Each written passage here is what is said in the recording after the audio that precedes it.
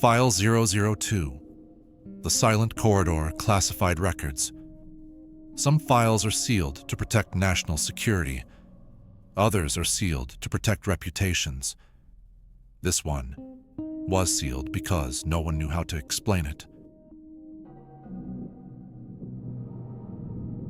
In 1997, a medical research annex was quietly reactivated beneath an abandoned hospital in Eastern Europe. Officially, the building was condemned. Structurally unsafe, financially unviable, unofficially, the lower levels never stopped operating.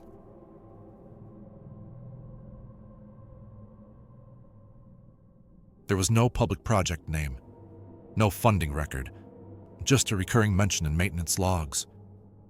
Corridor C, the program had no stated objective, which is unusual. Most experiments begin with a question. This one began with observation. Only observation. No intervention. No stimulation. Just presence. Subject B arrived on March 9, 1999. Male, 34 years old, former civil engineer. No criminal record, no diagnosed mental illness. He volunteered for a compensated sleep study, isolation-based, long duration, low interaction. During intake, he described himself as observant, hard to distract. At the time, it sounded harmless. Later, those words were underlined, in red.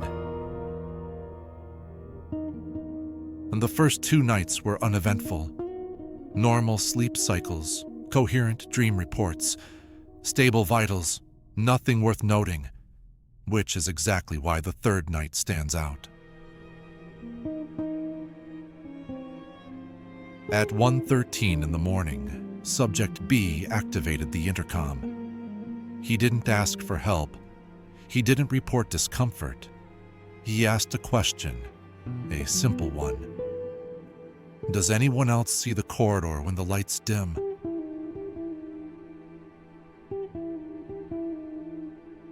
Staff assumed confusion, sleep inertia. They reassured him, told him everything was normal. He paused, then said something unusual. He said, "Oh, then it's just me."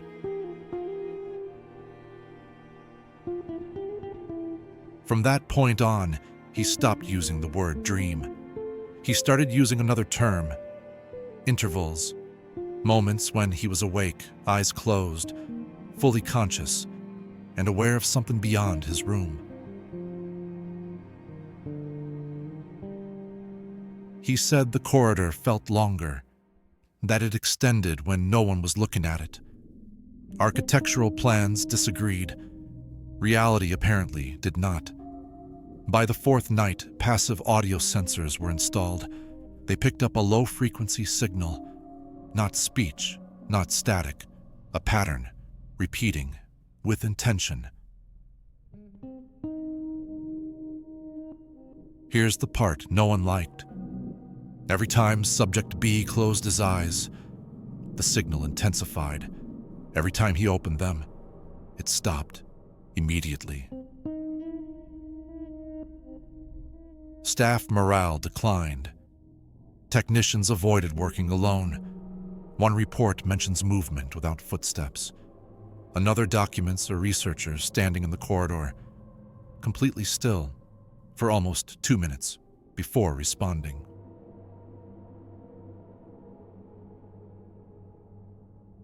The incident log from March 14th includes a handwritten note, not typed, not signed. The subject believes it waits for attention to lapse.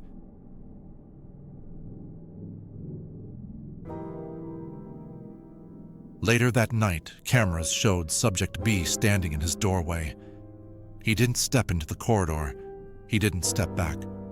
He just stood there for 6 minutes, heart rate elevated, eyes unblinking.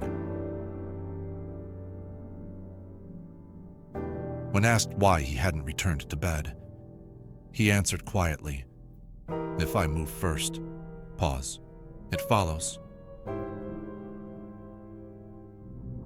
At 3:58 a.m., Corridor C cameras lost signal. 11 seconds, exactly. When the feed returned, Subject B was gone. No alarms, no forced entry, no signs of struggle. His clothes were folded on the bed. Neatly, the audio signal continued, unchanged. Corridor C was sealed within 48 hours.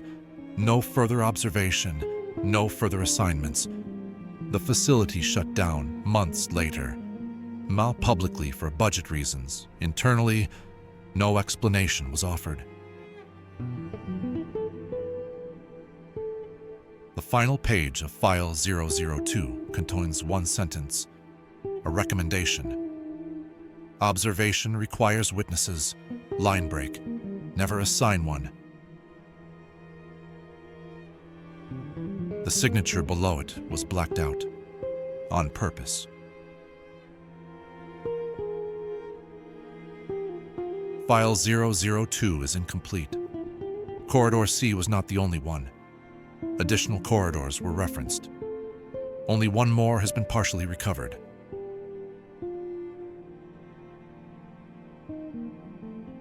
File 003 exists, and it was never meant to be found.